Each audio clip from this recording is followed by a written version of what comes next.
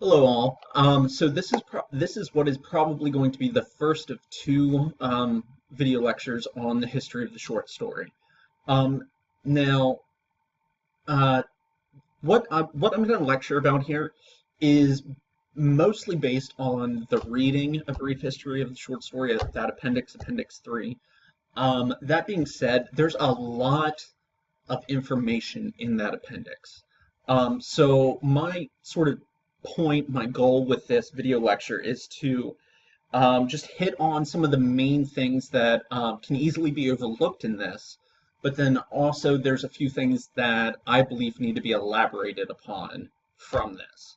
So this section of the PowerPoint is pretty long. There's a lot of information, but a lot of it is just bullet points regarding some things in here for me to remember what I need to talk about, which will lead into some of the places where I want to elaborate on. That being said, the reason why this is important, you may be thinking, what does it matter what the history of the short story is?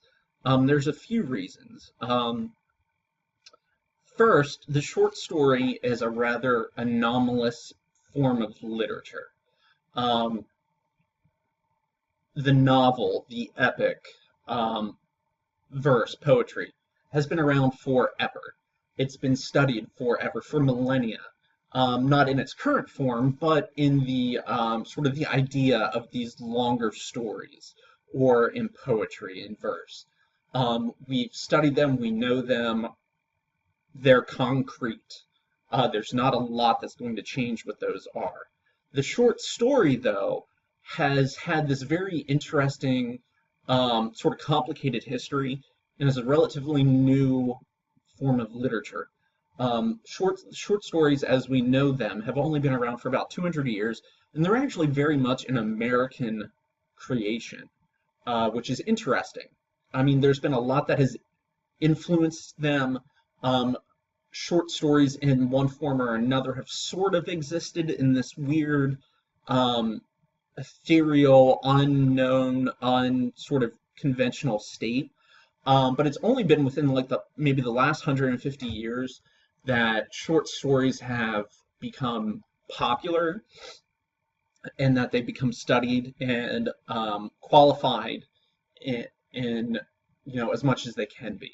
So it's important to know this, because the short story is a form that is still sort of changing and evolving. Also, you'll find as we move through this class that studying, if you haven't really studied literature that much or studied short fiction that much, it's nearly impossible to truly study literature, and in this case focusing on short fiction, without studying history, without studying some psychology. These things are very much part of literature. The socio-political context of when an author was writing a certain story is very important. So we're actually going to spend a lot of time talking about history, cultural events, and psychology when it comes to analyzing our stories. Okay? So that's why this is important. All right, so to jump through a few things, what is really important to begin with, over the last 3,000 years or so, the short story has had a relatively slow evolution until the mid 1800s. The short story itself sort of began. It did begin in the oral tradition with tribal tales, legends, and creation myths. And the significance of this is that the only way to pass along information before there was written language or accessible written language was through orally telling a story. So the elders told stories to the younger members of the tribe. This information was important to survival, and it was passed along. And it was passed along in concise, brief ways, in brief narratives and concise narratives, so that it could be remembered and it could be recited. So that's where the short story originated from. It was in passing along information that was crucial to survival in the oral tradition.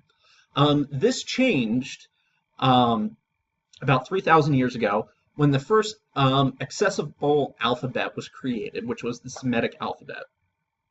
This is the first time in human history when information could be written down on a piece of papyrus or on it carved into stone, which could then be passed along to future generations.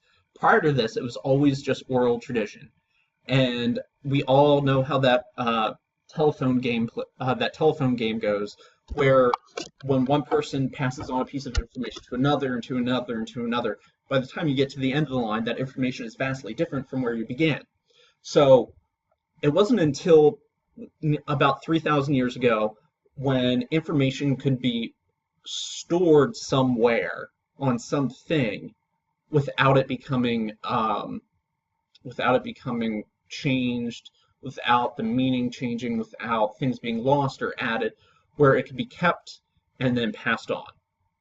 And then just sort of racing through some history, one of the earliest pieces of literature we know of is the Epic of Gilgamesh, and then the Grecian influence of the Iliad and the Odyssey.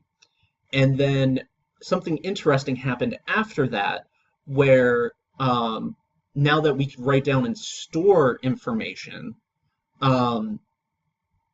it sort of almost took this weirdly dark turn where, and this is where the fables come from, where Aesop's fables came from, where religious parables came from, that dealt with morals, themes, with right and wrong. This is when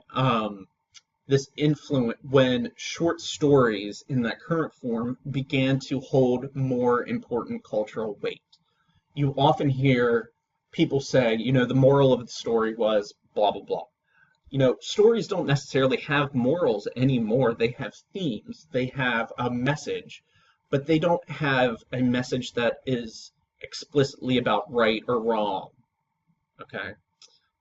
So that's how, that's where short stories then evolved to, was in this passage of morals, of values. This is how we teach future generations what right and wrong are.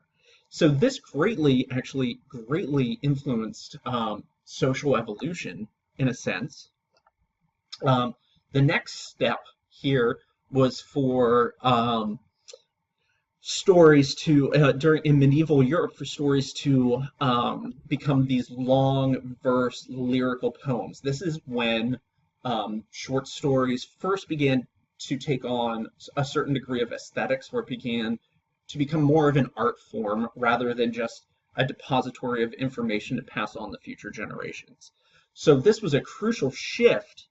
It was a crucial shift for literature in general, but it was a crucial shift for what would become the short story. Okay, where it would take on these more aesthetic and artistic elements. A lot happened during this period that I'm going to go through very quickly. These are a lot of very small steps in the evolution, which sort of take us to a more interesting place, I think. So Boccaccio and Chaucer, the Decameron and the Canterbury Tales, these were a new evolution in the aesthetic, where it was a mixture of verse and prose, and similar forms continued through the Renaissance. There was still a moral lesson, but there's also an entertainment value. So it was, like I said, this began with the beast fables and all of that, but this was when short stories, short fiction, short literature also became a form of entertainment, not just a depository for information and moral virtues. This was interesting, though, that during that time, when religion still ruled all of society, there was this great distrust of stories, of literature, of fiction, of verse, of poetry, of any form of writing that was entertaining. So there still had to be a moral in it. There still had to be some social, virtuous value to it, rather than it just being an art form. There was a lot of pushback that sort of halted the evolution of the short story for a very, very long time. It wasn't until the 1700s in Europe where secularization began to spread.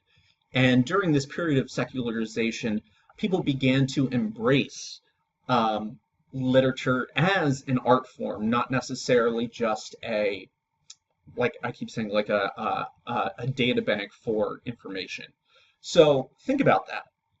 In what are we talking about? 200,000 years of human existence. It's only been within the last 300 that literature has been even thought of as an art form. Prior to that, it was just a way of passing along information. Things really began to take off at that point. We call this the European Romantic period. So, with the invention of the printing press, sorry, I'm jumping ahead. Um, it was at this point that periodicals were created and distributed to people. So anybody, you didn't have to go find the papyrus scroll or the stone tablet. Um, printed paper with stories on it became widely accessible. So this created a huge, huge shift. And it was at this point where access to literature increased, as well as the secularization of Europe, that we began to people began to truly appreciate literature and short fiction as an art form. There was this shift where we place more value on imagination and originality, on the quality of the story, rather than sort of the moral lesson, the message. This is when the shift happened, where it became more of an art form, um, and was appreciated and digested more as an art form rather than what it told you. Okay. At the same time, people began to understand and be interested in. I have here in psychology, but psychology wasn't psychology at that time. This is when people began to have an interest and began to think about and talk about and write about human behavior and the experience of life and how these were greatly intertwined. Prior to this, people did not really think about how your personal experiences influenced who you became as a person. And from there, um, horror and crime stories, which I think is fascinating, horror and crime stories became very, very popular. So, to me, as somebody who has studied psychology, I have a degree in clinical psychology, and then also I studied creative and professional writing. Um, the first popular genre of fiction was horror. That's where the human consciousness was to horror. And you will see that as we move through this semester. There's very little literary fiction. Literary fiction is the fiction of life, of the human experience. There's genre fiction like horror, thriller, action, whatever. But true literary fiction, true literature is just about life. Okay? And from that appreciation of life and human behavior in writing, the first genre to come from that was horror and crime. That tells you something about humanity as a whole, without getting too, I don't know, too preachy, that's where we went. We went to that dark place. And that's where the popularity in writing went to. Okay? All right, I'm going to stop there and we're going to pick up here with the next video lecture. If I can get my mouse to work.